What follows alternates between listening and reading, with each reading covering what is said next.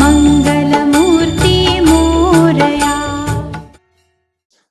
देवतुल्य भाइयों, माँ शक्ति, आज हमारा स्वाध्याय चिंतन का क्रमांक है 224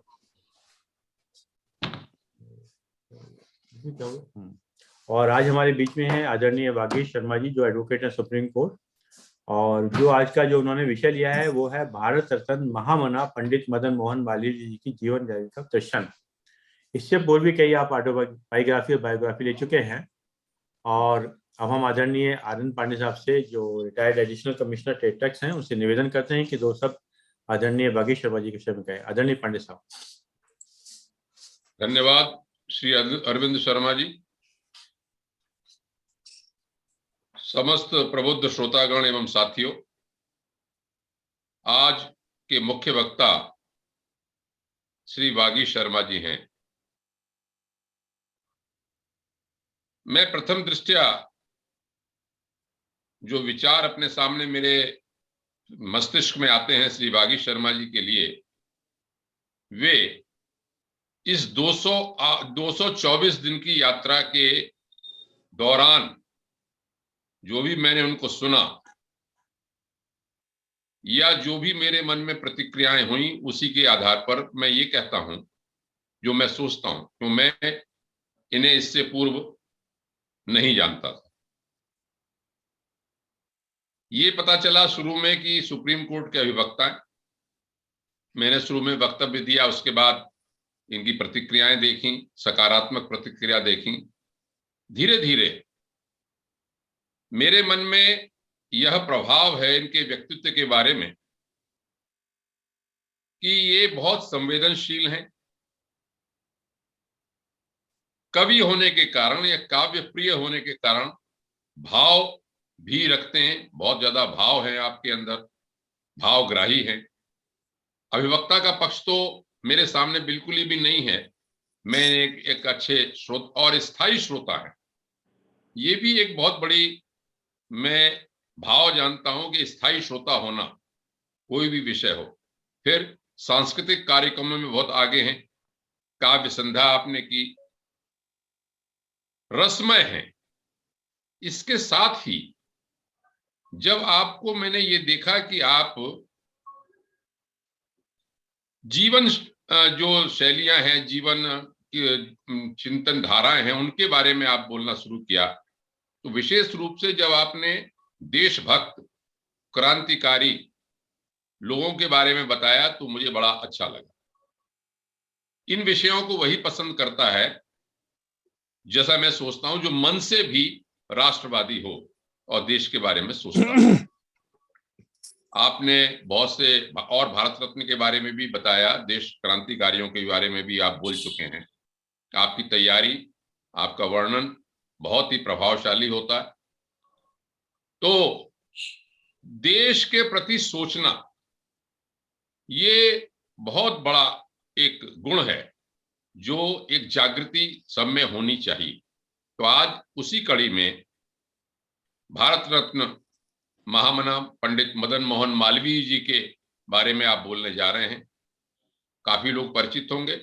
जैसे मालवीय जी का नाम आता है, बनारस हिंदू यूनिवर्सिटी का नाम सबके दिमाग में आता है, मस्तिष्क में आता है। उनके कुछ कथानक हैं, बताएंगे हमारे वागीश शर्मा जी।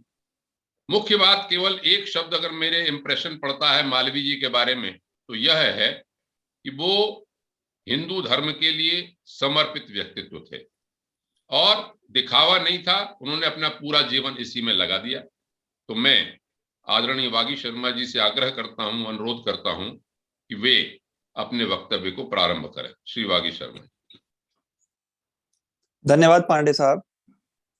जो कुछ भी आप सब मेरे गुरु तुल्य पिता तुल्य हैं, आप लोगों ने जो पढ़ाया लिखाया, जो आप मुझे समझाते रहते हैं, मैं उसी को आगे पेश करने की कोशिश करता हूं, प्रस्तुत करता हूं। आपने जो कहा सब, आपका बातें सब शिरोधार्य हैं।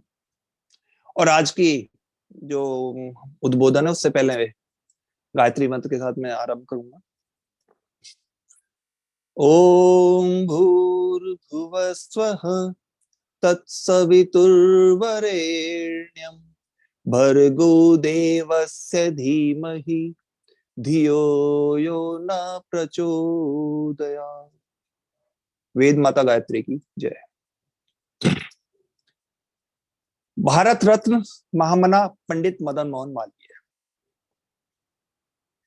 यदि आप मानव आत्मा की आंतरिक शुद्धता को स्वीकार करते हैं, महामना ने कहा था, यदि आप मानव आत्मा की आंतरिक शुद्धता को स्वीकार करते हैं तो आपका धर्म किसी भी व्यक्ति के स्पर्श या संगति से कभी भी अशुद्ध या अपवित्र नहीं हो सकता।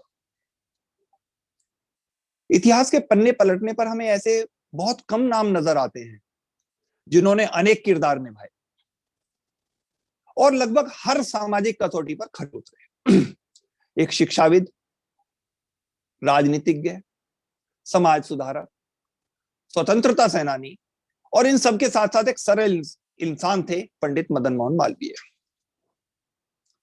अच्छा, सत्यमेव जयते जो एक बहुत प्रमुख उद्बोधन आज के समय में है और शुरू से ही रहा है, उसको आम जनमानस का ध्येय बनाने से लेकर और काशी हिंदू विश्वविद्यालय की स्थापना तक महामना ने बहुत सारे प्रतिमान स्थापित किए। उन्होंने एक ऐसे राष्ट्रवादी व्यक्ति की भूमिका निभाई जिन्होंने सनातन धर्म और हिंदी भाषा की उन्नति के लिए अनवरत संघर्ष किया। महामना का हिंदी प्रेम अटूट था। उनका कहना था कि अंग्रेजी माध्यम भारतीय शिक्षा में सबसे बड़ा विघ्न है। सभ्य संसार के किसी भी जन समुदाय की शिक्षा का माध्यम विदेशी भाषा नहीं हो सकती।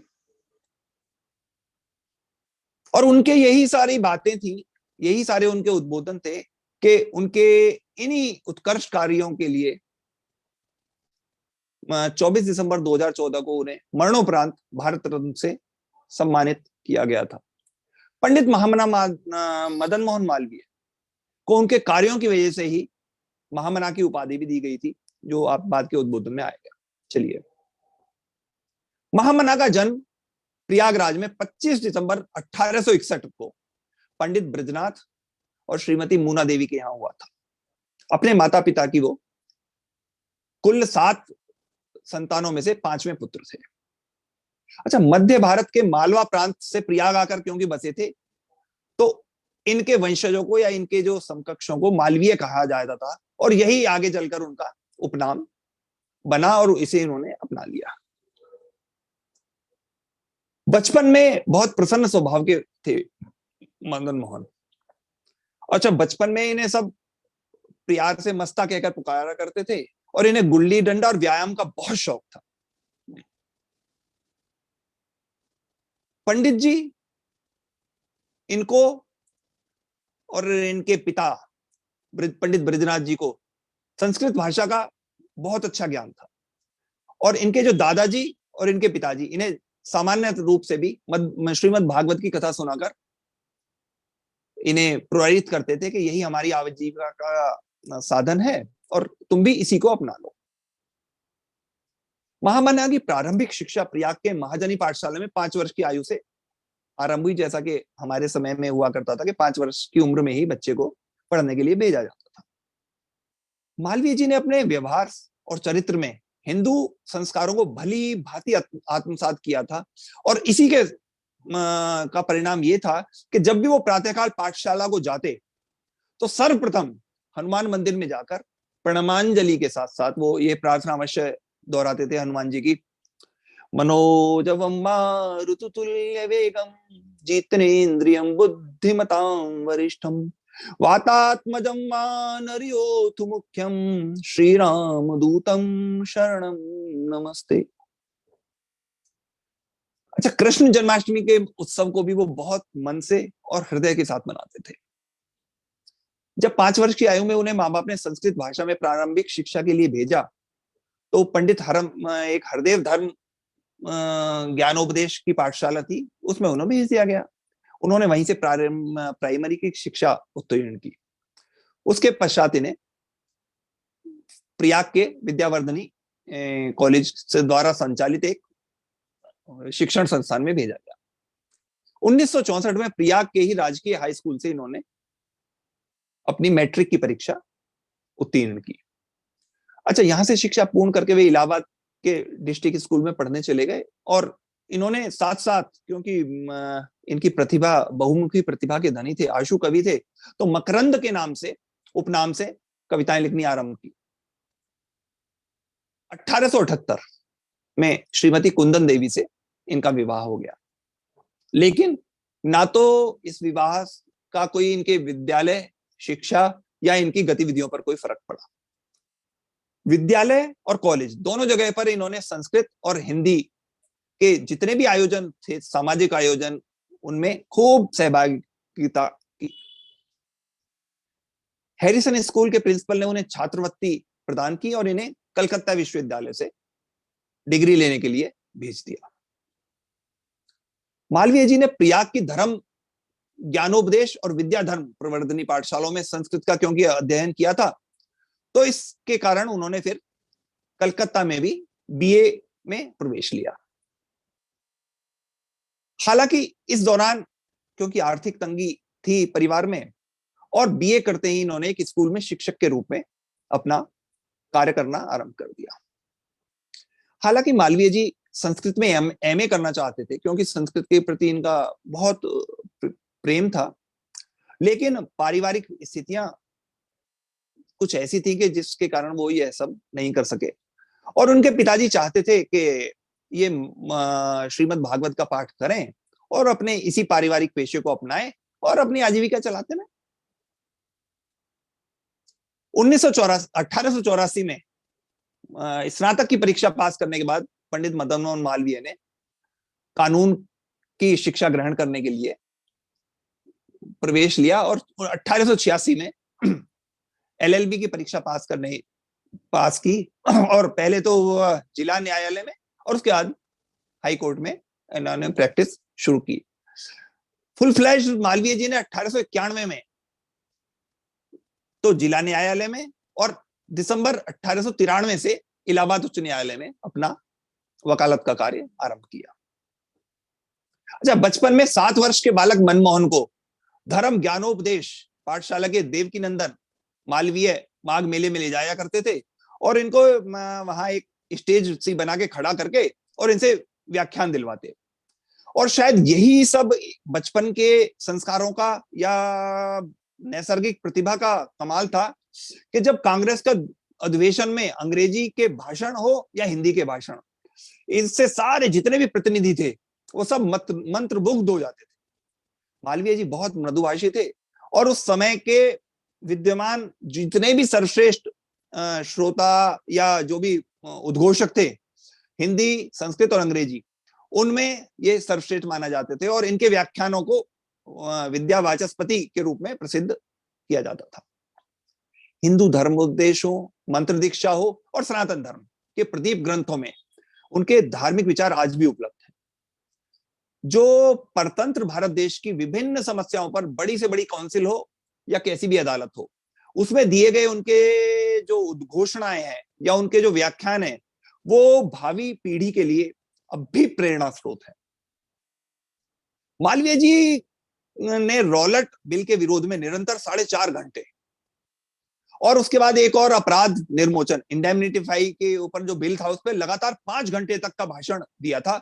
और जिस तरह से निर्भयता से और जिस गंभीर विषय को उन्होंने सरलता से वहां पर उद्घोषित किया, तो उस समय जो वहां पर विद्यमान थे लोग, वो सब बहुत हतप्रभ थे और बहुत ज्यादा वो रोने लगे थे, मतलब इतना ज्यादा वो भावुक हो गए थे।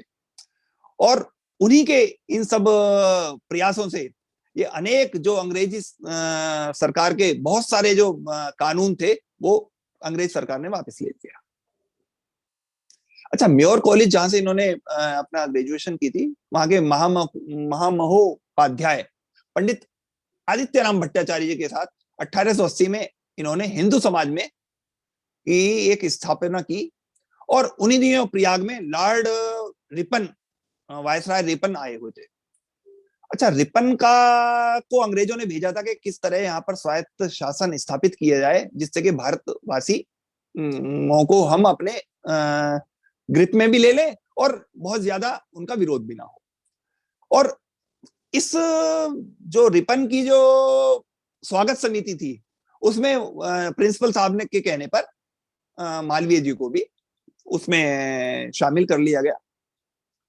और मालवीय जी ने उस के स्वागत में जो बातें कही, उनसे जो है रिपन इतने ज्यादा प्रभावित हुए कि उन्होंने मालवीय जी के बारे में एक बहुत ही अच्छी इमेज मालवीय जी की बना ली।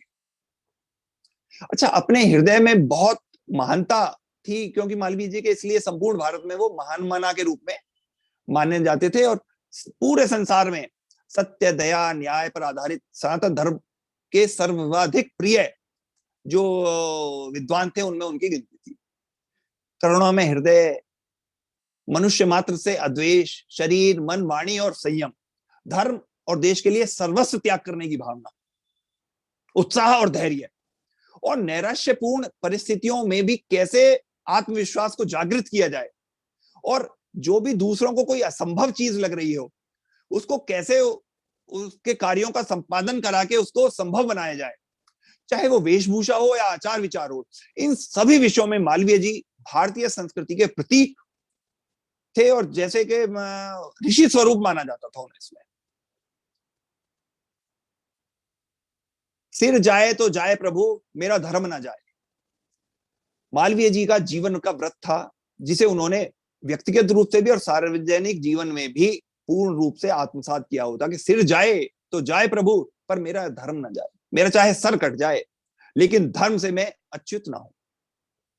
ये आदर्श उन्होंने बचपन में ही अपने पिता में, प्रेमधर जी, जिन्होंने 108 दिन निरंतर 108 बार श्रीमद् भागवत का पारायण किया था, से राधा कृष्ण की अनन्य भक्ति, अपने पिता ब्रजनाथ जी की भागवत कथा के धर्म प्रचार, और माता मूना देवी की दुखियों की सेवा करने का जो उनके अंदर जज्बा था, उससे ये उनको सब चीजें प्राप्त हुई थी। धनहीन किंतु निर्लोभी परिवार में पलते हुए, और देश की दरिद्रता तथा जो आर्थिक रूप से अक्षम छात्र हैं उनके कष्ट निवारण के लिए जो इनका जीवन था वो बिल्कुल जीवन समर्पित था। अब बचपन में जिन आचार विचारों का निर्माण हुआ था, उससे रेल में या जेल में या जलयान में कहीं भी पर भी वो हो, प्रातः और सायंकाल की संध्योपासना और भगवत गीता और महाभारत का स्वाध्याय उनके जीवन का अभिन्न अंग था। पंडित मदन मोहन मालवीय अपने परिचय को लेकर स्पष्ट थे। अस्पृश्यता निवारण और शुद्धि, हिंदू धर्म को त्याग कर जो पुनः हिंदू धर्म में आने वाले हैं उनको हिंदू बनाने के लिए वो घोर समर्थक थे, और इसी सब के कारण वो 3 बार हिंदू महासभा के अध्यक्ष चुने गए थे। महामना का यह मानना था कि शिक्षा का एक ऐसा केंद्र होना चाहिए जहां धर्म और शिक्षा एक विषय के 2 पहलुओं की तरह नजर आने चाहिए, ना कि अलग अलग। उन्होंने 1915 में काशी हिंदू विश्वविद्यालय की स्थापना की, और 1939 तक वो उसके उपकुलाधिपति रहे। आप सभी लोग ज्ञानी हैं, आप जानते हैं कि इस विश्वविद्यालय की स्थापना के लिए उन्होंने पूरे देश का दौरा किया, और अनेक राजाओं और उस समय के जो भी बड़े बड़े लोग थे उनसे आर्थिक सहयोग एकत्रित किया। इनके बारे में एक बहुत एक दृष्टांत है कि महामना 4 फरवरी 1916 को काशी विश्वविद्यालय की नींव तोड़ी इन्होंने रख दी, मगर इसे विकसित करने के लिए बहुत पैसे की जरूरत थी, और इसीलिए चंदा जुटाने के उद्देश्य थे। जब मालवीय जी पूरे देश के दौरे पर थे तो इसी सिलसिले में वो हैदराबाद के निजाम के पास भी पहुंचे, निजाम से मुलाकात का समय मांगा, और जब मुलाकात हुई तो निजाम से उन्होंने थोड़ा आर्थिक मदद के लिए की गुहार लगाई, लेकिन निजाम ने उस मदद, किसी भी प्रकार की मदद करने को हिंदू विश्वविद्यालय के नाम पर मना कर दिया। अच्छा, निजाम के इनकार करने पर भी मालवीय जी ने हार नहीं मानी, और वो अपनी जिद पर रहे कि कुछ तो दीजिए, कुछ तो दीजिए, कुछ तो दीजिए। और उनकी इस जिद से खींचकर निजाम ने कहा, तो देखिए ये मेरे पास अभी आपको दान में देने के लिए कुछ नहीं है, ये मेरी एक जूती, ये जूती है, आप मेरी जूती ले जाइए।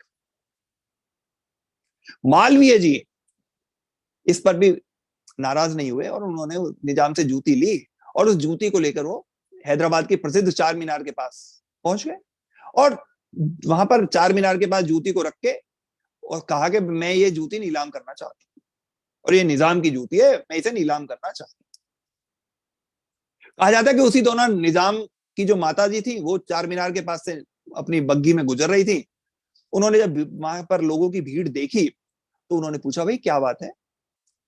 तो किसी ने बताया कि निजाम की जूती यहाँ पे नीलाम हो रही है और उसकी बोली लगाई जा रही है।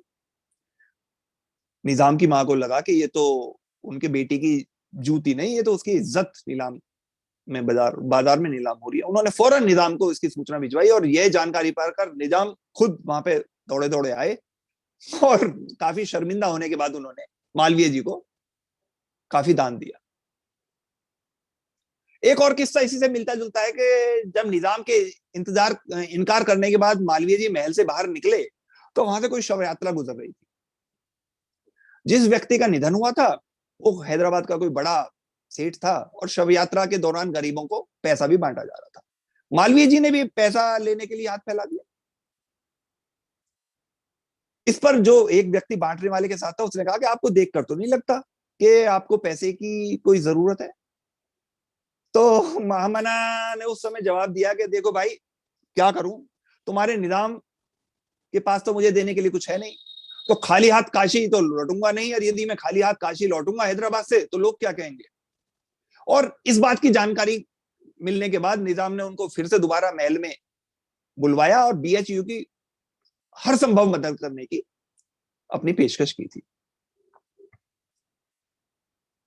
लोगों का कहना है कि महामना ने बीएचयू के लिए पेशावर से लेकर कन्याकुमारी तक दौरा किया था और करीब 1,64,00,000 रुपए का चंदा उस समय इकट्ठा किया था। 1902 में संयुक्त प्रांत की विधानसभा परिषद के लिए वो निर्वाचित किए गए। 1910 से 1920 तक वो केंद्रीय विधानसभा के सदस्य रहे। उन्होंने द्वितीय गोलमेज सम्मेलन जो लंदन में आयोजित हुआ था उसमें भी भाग लिया और देशभक्ति को धर्म का एक अंग मानने वाले थे।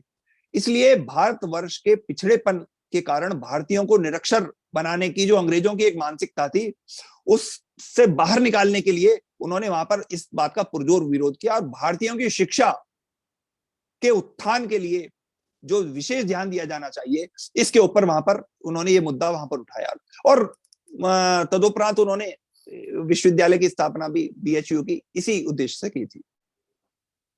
सनातन पद्धति के प्रचारक होने के साथ साथ पंडित मदन मोहन मालवीय भारतीय संस्कृति के घोर समर्थक थे। इस तर्क का विवरण उनसे संबंधित एक और घटना है कि अंग्रेजों के शासन काल में अंग्रेजी भारतीय समाज में से परिचित हुई थी और अंग्रेजी के साथ साथ उर्दू का दायरा भी बढ़ना शुरू हो गया था।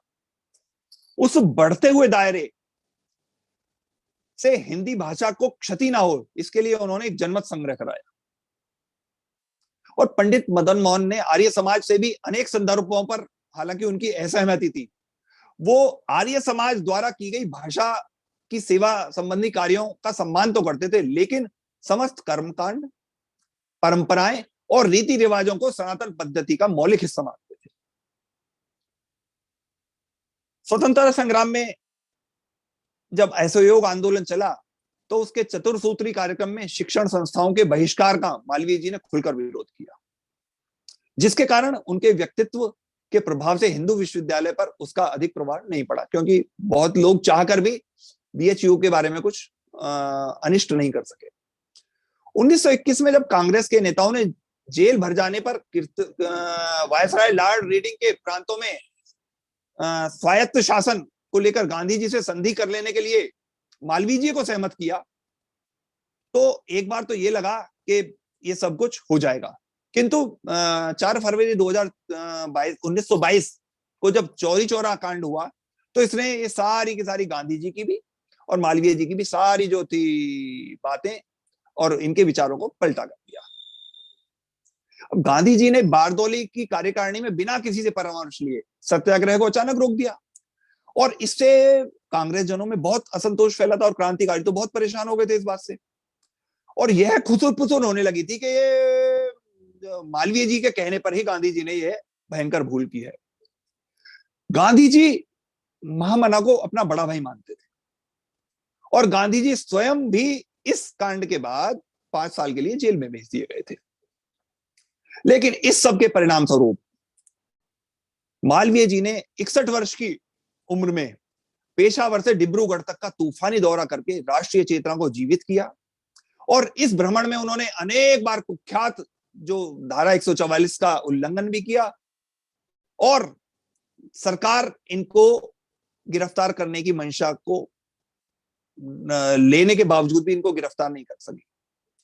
हाँ, 1930 में सविनय अवज्ञा आंदोलन में उसी ब्रिटिश सरकार ने इन्हें बंबई में गिरफ्तार कर लिया, जिस पर श्री भगवान दास, भारत रत्न भगवान दास हुए थे।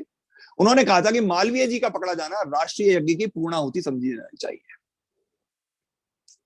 उसी साल दिल्ली में अवैध घोषित कार्य समिति की बैठक हुई और मालवीय जी को पुनः बंदी बनाकर नैनी जेल भेज दिया गया। यहां उनकी जीवनचर्या और वृद्धावस्था के कारण यथार्थ में एक प्रकार की एक तपस्या थी, परंतु सैद्धांतिक मतभेद के कारण हिंदू विश्वविद्यालय में प्रिंस ऑफ वेल्स का स्वागत और कांग्रेस स्वराज पार्टी के समकक्ष कांग्रेस स्वतंत्र दल और रेमजे मैकडोनाल्ड के सांप्रदायिक निर्णय पर, जिसकी स्वीकृति को मालवीय जी ने राष्ट्रीय आत्महत्या माना, यह सब समाप्त माना गया। मालवीय जी ने कांग्रेस के सभापति के रूप में सत्यमेव जयते को भारत का राष्ट्रीय उद्घोष घोषित किया, जिसे कि सभी ने स्वीकार किया। आप लोग परिचित होंगे कि मालवीय जी ने ही हरिद्वार में हर की पैड़ी पर गंगा आरती का आयोजन किया, आरंभ कराया, जो अभी तक अनवरत चल रहा है। हरिद्वार के घाट के निकट ही एक छोटे से द्वीप का नाम भी मालवीय द्वीप रखा गया है। प्रयागराज, लखनऊ, दिल्ली, देहरादून, भोपाल, दुर्ग, जयपुर और अनेक जो बड़े बड़े शहर हैं, सब में आपको कहीं ना कहीं मालवीय नगर जरूर मिलेंगे। जबलपुर में तो एक चौराहे का नाम भी मालवीय चौक है। मदन मोहन मालवीय प्रौद्योगिकी विश्वविद्यालय गोरखपुर में है और मालवीय राष्ट्रीय प्रौद्योगिकी संस्थान जयपुर भी है, जो कि उनके नाम पर है। मालवीय जी के नाम पर अनेक छात्रावास भी हैं, मालवीय भवन भी रखे गए हैं। आईआईटी खड़गपुर, आईआईटी रुड़की और बिरला प्रौद्योगिक विज्ञान संस्थान पिलानी और हैदराबाद में भी अनेक परिसर हैं जिनका नामकरण मालवीय जी के सम्मान में किया गया। मालवीय जी की अटूट आस्था हिंदू धर्म में थी और गीता के कर्म सिद्धांत में उनकी अटूट आस्था थी। धर्म का ह्रास होने पर ईश्वर का अवतार होता है और वह विश्व के कष्टों को दूर करता है। गीता के इस सिद्धांत का मालवीय जी प्रतिपादन करते थे। मालवीय जी का कहना था कि भारत की एकता का मुख्य आधार है एक संस्कृति जिसका उत्साह कभी नहीं टूटा, और यही इसकी विशेषता है। हम मानते हैं कि धर्म चरित्र का आधार है और मानव सुख का सबसे बड़ा स्रोत है। मालवीय जी हिंदू धर्म में की श्रेष्ठता में विश्वास रखते थे और उन्होंने सनातन धर्म महासभा की स्थापना इसी उद्देश्य से की थी। परंतु मालवीय जी कट्टर सांप्रदायिकता के विरोधी भी थे।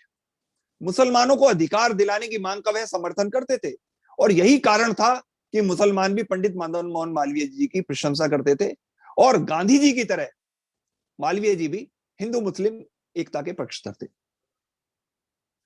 ब्रिटिश साम्राज्य के उस दौर में मालवीय जी ने सामाजिक न्याय और असमानता पर अपना पक्ष मजबूती के साथ रखा था।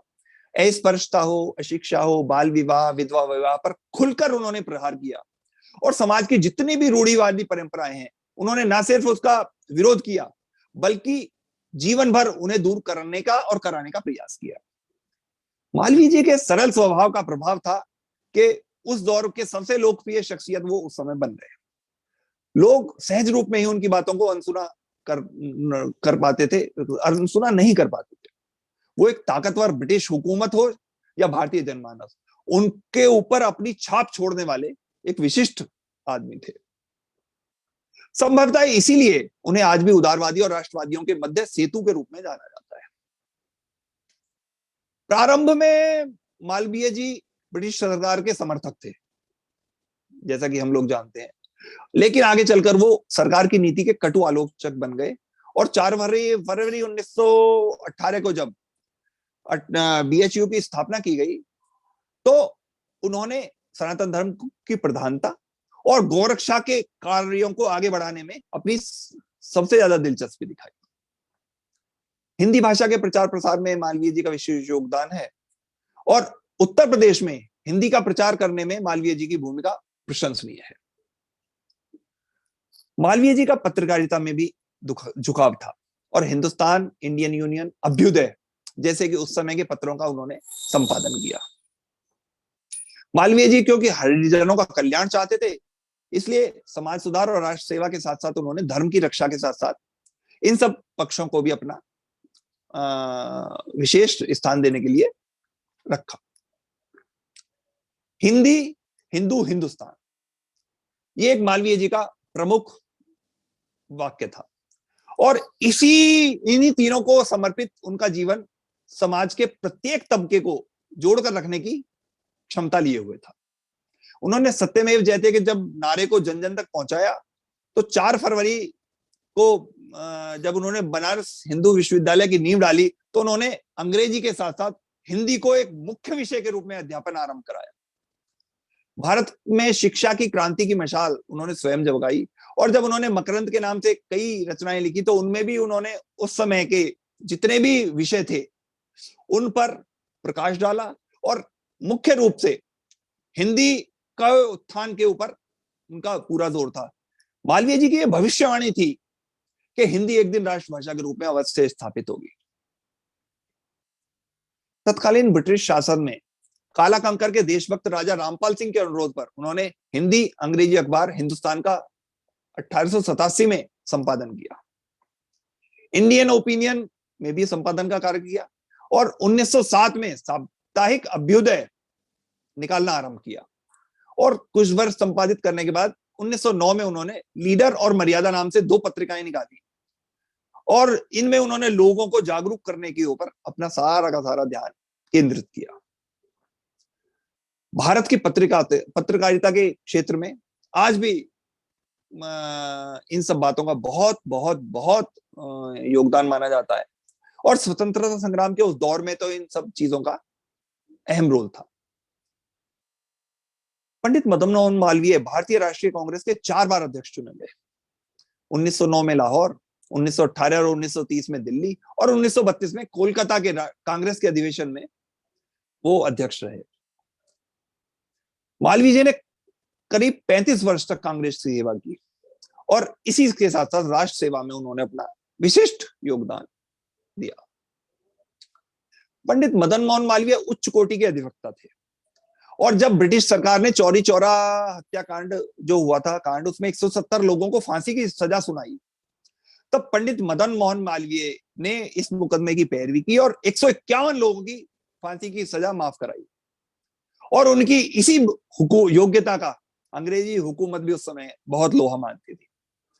1920 में जब असहयोग आंदोलन और लाला लाजपत राय के साथ साइमन कमीशन का विरोध, नमक सत्याग्रह और सविनय अवज्ञा आंदोलन हुए तो उन सब में भी मालवीय जी का बहुत बहुत सारगर्भित रोल रहा। 1931 में जब गोलमेज सम्मेलन में देश का उन्होंने प्रतिनिधित्व किया तो वहां पर उन्होंने बहुत प्रभावशाली ढंग से सारी बातें रखी और 1937 में राजनीति से संन्यास लेकर उन्होंने समाज सेवा से जुड़ गए। पंडित जी असमानता और तुष्टीकरण की नीतियों के विरुद्ध थे। 1916 में जब लखनऊ पैक्ट के दौरान मुसलमानों के लिए अलग निर्वाचक मंडल की बातें हुई तो उन्होंने इसका विरोध किया। वो नहीं चाहते थे कि भारत का विभाजन हो और इसीलिए उन्होंने महात्मा गांधी से आग्रह किया कि वो देश के विभाजन को किसी भी कीमत पर स्वीकार न करें। मदन मोहन मालवीय 1940 में पूर्ण स्वराज और 1942 में अपना देश अपना राज का नारा देकर देशवासियों में एकता का एहसास कराने वाले नेता के रूप में थे। महात्मा गांधी, जैसा कि मैंने बताया, महामना को अपना बड़ा भाई मानते थे और दोनों वास्तव में बहुत एक दूसरे के करीबी थे और गांधी जी ने ही मदन मोहन को महामना की उपाधि दी थी। ऐसे थे अकेले मदन मोहन। कुछ लोग होते हैं जो महान होते हैं, महात्मा कहलाते हैं। कुछ लोग होते हैं पवित्र, वो शुद्धात्मा कहलाते हैं। कुछ लोग होते हैं देवतुल्य, वो देवात्मा कहलाते हैं। पर महामना है केवल एक, जहां अनेकता में एक पुण्यात्मा हम पाते हैं। ना पहले ना बाद में किसी का महामना उपाधि से हुआ है मनोनयन, ऐसे थे हमारे मदन मोहन। उनके बारे में एनी बेसेंट ने कहा था कि मैं दावे के साथ कह सकती हूं कि विभिन्न मतों के बीच केवल मालवीय जी भारतीय एकता की मूर्ति बने हुए हैं। पंडित मदन मोहन मालवीय ने भारत के स्वराज के लिए शुरू से लेकर अपनी अंतिम सांस तक न केवल संघर्ष किया बल्कि एक तपस्या के रूप में उन्होंने इसको लिया। बाल कृष्ण भट्ट की हिंदी प्रदीप में उन्होंने संपादन का कार्य किया और हिंदी के विषय में उन्होंने बहुत कुछ लिखा। 1986 के राम कांग्रेस के दूसरे अधिवेशन हो, चाहे काला कंकर के रामपाल जी से उनका परिचय हो, इसी सब के परिणाम स्वरूप उन्होंने हिंदुस्तान का संपादक बनने का आमंत्रण स्वीकार किया था। और यहीं से मालवीय जी का एक विभिन्न दृष्टिकोण या समाज सेवा और जनमानस से जुड़ने का एक इस जर्नलिस्ट के रूप में जीवन शुरू हुआ।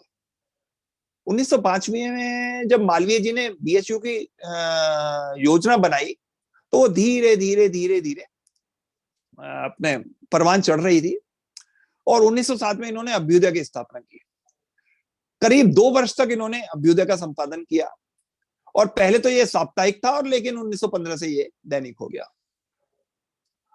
लीडर के बाद मालवीय जी ने मर्यादा का नामक एक पत्र का प्रबंध किया निकालने का और बहुत दिनों तक इन्होंने इसके ऊपर राजनीतिक समस्याओं का, सामाजिक सरोकार की बातों का और अनेक जो उस समय की भ्रांतियां थी या लोगों में किसी विषय के ऊपर मतभेद थे, उनका सरल समाधान करने की कोशिश की। 1906 में जब प्रयाग के कुंभ के अवसर पर उन्होंने सनातन धर्म का विराट अधिवेशन कराया, जिसमें उन्होंने सनातन धर्म संग्रह नाम का एक ग्रंथ तैयार कराकर महासभा में उपस्थित किया। कई वर्ष तक उस सनातन धर्म सभा के बड़े बड़े अधिवेशन मालवीय जी ने कराए और उससे अगले कुंभ में त्रिवेणी के संगम पर इन्होंने इस सम्मेलन को और त्रिवेणी के संगम की अधिवेशन को एक साथ मिला दिया। इनका सनातन धर्म सम्मेलन भी जब इस सभा से मिल गया तो इसके प्रचार और प्रसार का एरिया इन्होंने और बढ़ गया। इसका सनातन धर्म सभा के सिद्धांतों के प्रचारार्थ काशी से 20 जुलाई 1933 को मालवीय जी की संरक्षकता में सनातन धर्म नाम की एक साप्ताहिक पत्र आरंभ हुआ और इसका लाहौर से मिश्र बंधु थे, वो सब इसको के में उनका बहुत सहयोग रहा और उन्होंने मालवीय जी के प्रयत्नों से इसको आगे निकाला। मालवीय जी का स्पष्ट विचार था कि मुझे इत्र की गंध पसंद नहीं, मुझे इत्र की गंध पसंद नहीं है, मुझे शील की गंध, चरित्र की गंध, धर्म की ग्रंथ और सबसे अधिक विश्वविद्यालय की सुगंध पसंद है। ये कहना था हमारी शिक्षा के अग्रदूत महामना का। पंडित मदन मोहन मालवीय की देशभक्ति से प्रभावित होकर महात्मा गांधी उन्हें बड़े भाई कहते थे और भारत निर्माता की संज्ञा उन्हें देते थे। महात्मा का यह कहना था कि भारत के स्वतंत्रता संघर्ष में महामना का योगदान अमर है। उनकी तपस्या और संघर्ष के इतिहास को पढ़कर हर एक व्यक्ति इससे प्रेरणा लेता है। महात्मा गांधी ने उनके विषय में कहा था कि जब मैं मालवीय जी से मिला तो वो मुझे गंगा की धारा की तरह निर्मल और पवित्र लगे और तभी मैंने तय किया कि मैं इस निर्मल धारा में गोता अवश्य लगाऊंगा। इस सब के अलावा देश की आजादी दिलाने में खास भूमिका निभाने वाले मदन मोहन ने 1998 में मैकडॉनल्ड के सम्मुख हिंदी भाषा की प्रमुखता से प्रवेश की वकालत की और इसके बाद ही भारत की कचहरियों में कोर्ट्स में इस भाषा को बड़े स्तर पर प्रवेश दिलाया गया। वास्तव में कचहरियों में जो भारत पहले अदरवाइज फारसी या इंग्लिश का वो चलता था, हिंदी भाषा को प्रवेश कराने का जो श्रेय है मदन मोहन मालवीय जी को जाता है। मालवीय जी का कहना था कि भारतीय विद्यार्थियों के मार्ग में आने वाली समसामयिक कठिनाइयों का कोई अंत नहीं। सबसे बड़ी कठिनता अगर ये है तो वो है शिक्षा का माध्यम। हमारी मातृभाषा यदि माध्यम नहीं होगी तो एक बहुत दुरूह और विदेशी भाषा मानी जाएगी। सभ्य संसार के किसी भी अन्य भाग में जन समुदाय की भाषा को ही शिक्षा का माध्यम माना जाता है, ना कि किसी अन्य विदेशी भाषा को। मालवीय जी ने जब हिंदुस्तान का ध्येय का उन्होंने उद्घोष किया तो अनेक लोगों ने इसका विरोध किया, लेकिन धीरे धीरे इन्होंने सबको कन्विंस करके, सबको तुष्टीकरण करके इसको अपना स्पष्ट दृष्टिकोण रखा और इसको आत्मसात करने के लिए लोगों को मजबूर किया। तुष्टीकरण को लेकर भी उनका दृष्टिकोण स्पष्ट था, वो सदा तुष्टीकरण का विरोध करते थे। महामना देश के विभाजन का उन्होंने प्रतिकार किया और महात्मा गांधी के समक्ष इस मुद्दे पर बहुत स्पष्ट रूप से दलीलें रखी और खरी खरी बातें सुनाई जाती थी। उनका कहना था कि विभाजन की कीमत पर स्वतंत्रता हमें स्वीकार नहीं करनी चाहिए। अच्छा, बीएचयू में सनातन धर्मी छात्रों को शाकाहारी भोजन देना और उनकी समुचित जीवन शैली की व्यवस्था करना पंडित मदन मोहन मालवीय का ही एक प्रयास था। प्रयागराज में हिंदू छात्रावास हो, उसकी स्थापना की। इलाहाबाद का हिंदू छात्रावास हो, जहां का जो कि आज भी सबसे बड़ा छात्रावास माना जाता है। मालवीय जी 1919 से 1939 तक करीब 20 वर्ष बीएचयू के कुलपति रहे। अच्छा, शारीरिक शिथिलता, उम्र और कठिन उत्तरदायित्व निर्वहन के कारण सारी इन्हें बातों का संभालना इनके लिए दुष्कर हो रहा था, तो उन्होंने इस पद से त्याग पत्र दिया और इनके पश्चात डॉक्टर सर्वपल्ली राधाकृष्णन को उसका विधिवती कुलपति निर्वाचित किया गया। लेकिन मालवीय जी को आजीवन रेक्टर के रूप में उसका नियुक्त कर दिया गया। अच्छा, अस्वस्थ होते हुए भी वे विद्यार्थियों की जितनी सहायता कर सकते थे मालवीय जी करते रहे। मालवीय जी नियमित रूप से प्रत्येक रविवार को गीता प्रवचन के लिए जाते थे और वहां पर विद्यार्थियों से उनकी बातों से मिलते थे और उनके विचारों से अवगत कराते थे और उन्हें हिंदुस्तान के प्रति प्रेरित करते थे। अच्छा, बीएचयू में एक शिवाजी हॉल है जहां पर जिम्नेजियम है, वहां पर तो वो वहां पर भी जरूर जाते थे और जो कसरत करते हुए हृष्ट पुष्ट नौजवानों को देखकर बहुत प्रसन्न होते थे और उनका, क्योंकि वो स्वयं भी इनका बड़ा कसरत के प्रति रुझान था, उनको आशीर्वाद देते रहते थे। ईश्वर भक्ति और देशभक्ति, ये मालवीय जी के जीवन के दो मूल मंत्र थे और इन दोनों का उत्कृष्ट संश्लेषण ईश्वर भक्ति और देशभक्ति में अवतरण और देशभक्ति का ईश्वर भक्ति में परिपक्वता उनके व्यक्तित्व का विशिष्ट गुण था। मालवीय जी की धारणा थी कि मनुष्य के पशुत्व को ईश्वरत्व में परिणत कराना ही धर्म है। मनुष्यता का विकास ही ईश्वरत्व और ईश्वर है और निष्काम भाव से प्राणी मात्र की सेवा ही ईश्वर की सच्ची सेवा है। समस्त कर्मकांड, रीति रिवाज, मूर्ति पूजन आदि को वो हिंदू धर्म का मौलिक अंग मानते थे और इस विचार पर अनेक बार आर्य समाज की विचारधारा का इनसे विरोध भी हुआ, लेकिन इन्होंने कभी भी अपने विचारों पर कंप्रोमाइज नहीं किया। कहा जाता है एक बार एक सेठ जी स्वयं महामना मालवीय के पास अपने एक प्रतिभोज में सम्मिलित होने का निमंत्रण लेने के लिए पहुंचे।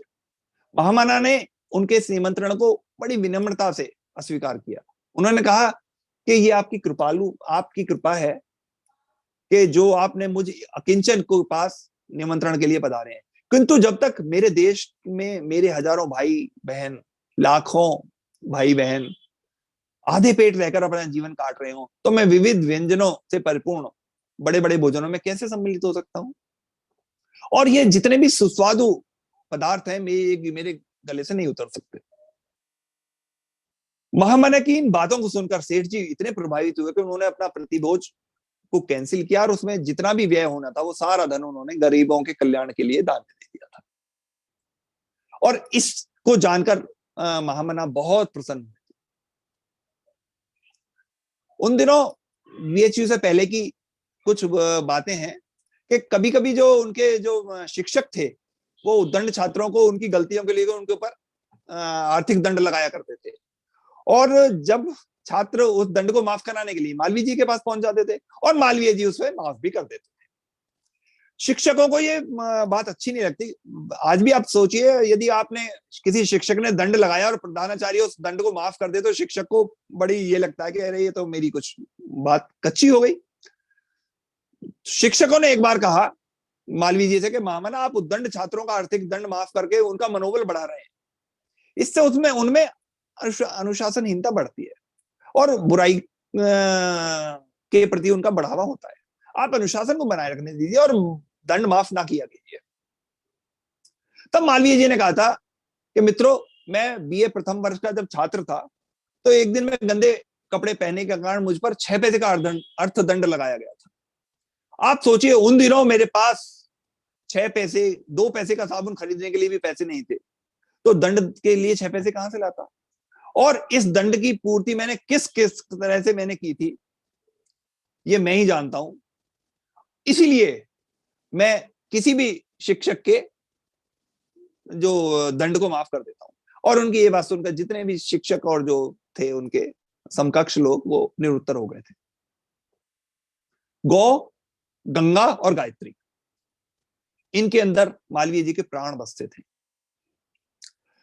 गंगा के लिए वे लगातार सक्रिय रहे। मालवीय जी ने 1913 में हरिद्वार में बांध बनाने की अंग्रेजों की योजना का विरोध किया और उनके दबाव में सरकार को झुकना पड़ा और तत्कालीन भारत सरकार ने महामना के साथ समझौता किया था और इस समझौता में गंगा को हिंदुओं की अनुमति के बिना बांध बनाने और 40% गंगा का पानी किसी भी स्थिति में प्रयाग तक पहुंचाने की शर्त थी। मालवीय जी ने काशी विश्व BHU मतलब काशी हिंदू विश्वविद्यालय में बाकायदा एक बहुत बड़ी गौशाला बनवाई और उन्होंने इस गौशाला का देखरेख के लिए विश्वविद्यालय के में एक विशेष कृषि विभाग बनाया और उसके लिए कभी भी किसी भी तरह के पैसे की कमी ना हो इस बात की का बंदोबस्त किया।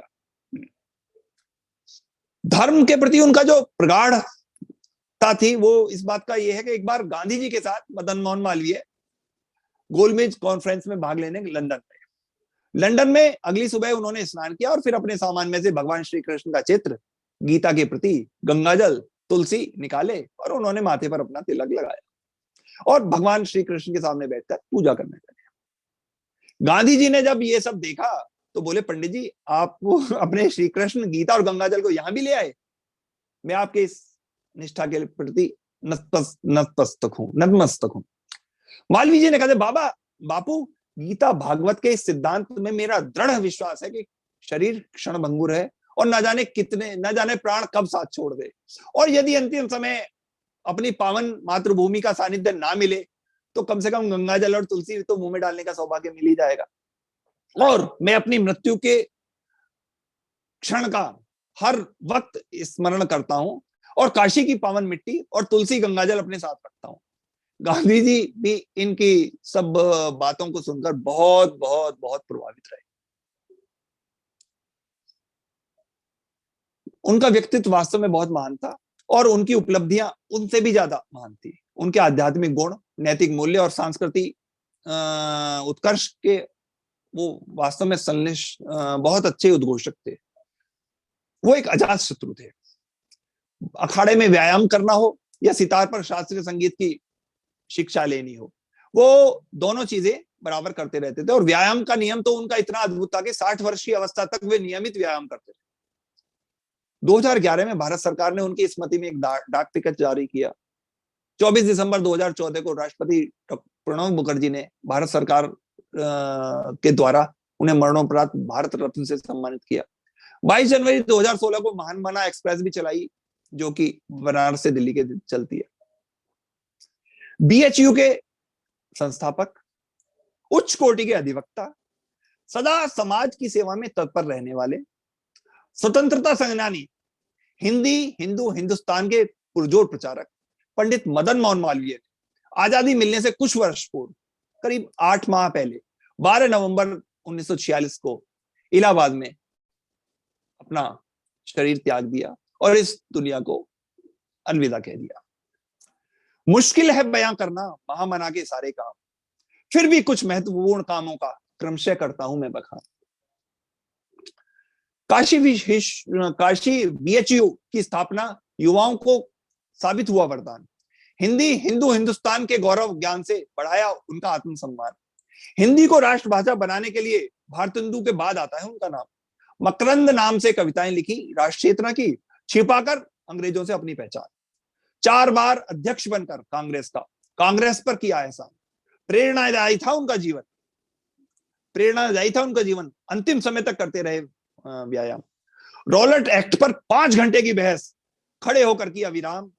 प्रतिस्थापित किए कई संगठन देश में, जिन्होंने बढ़ाया देश का मान। हरिद्वार ऋषिकुल, गौरक्षा, स्काउट, आयुर्वेद के संस्थान, स्वतंत्रता के बाद भी इन कार्यों का किया जाता रहेगा अनुमोदन। ऐसे थे हमारे अकेले मदन मोहन। चौरी चौरा के असफल अवसाद को मिटाने देश भर में घूमे लगातार। चौरी चौरा का केस लड़ा, 170 की फांसी चाहती थी अंग्रेज सरकार। 151 को बरी कराकर दुनिया को दिखाई वकालत की धार। कट्टर हिंदू थे पर छुआछूत के विरोध में अंध सवर्णों पर से भी हुई तकरार। जितनी भी थी कुप्रथाएं देश में, सब पर बेबाकी से किया प्रहार। राजनीति के 2 नरम और गरम दलों में खींचती रहती थी तलवार। दोनों के मध्य कड़ी बनकर संतुलन की संघर्ष मिटाया कई बार।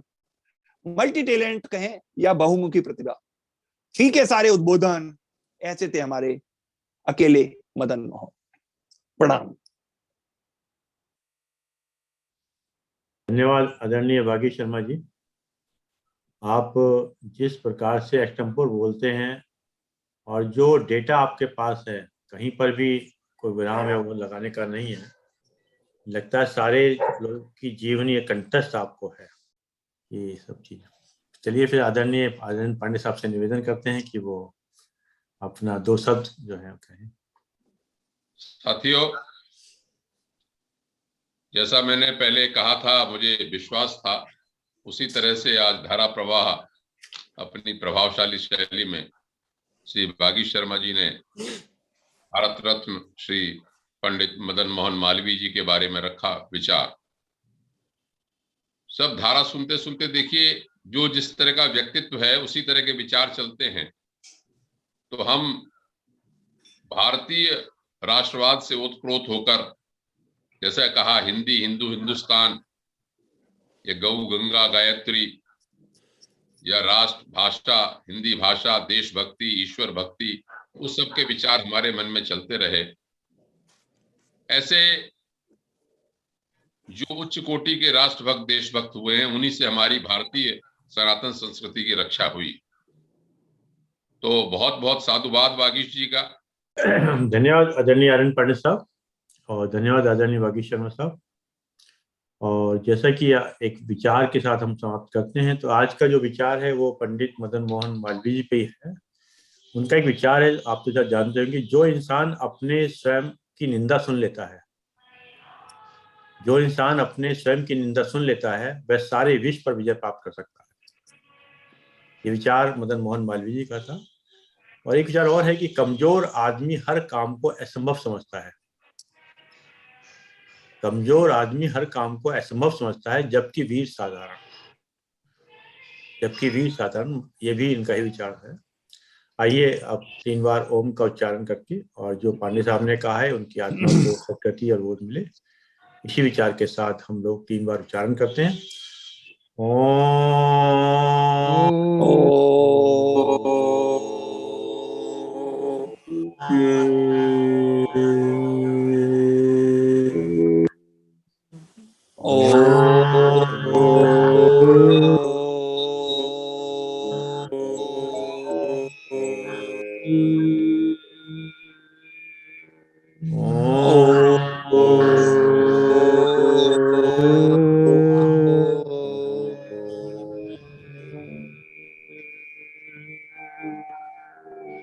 शांति शांति शांति।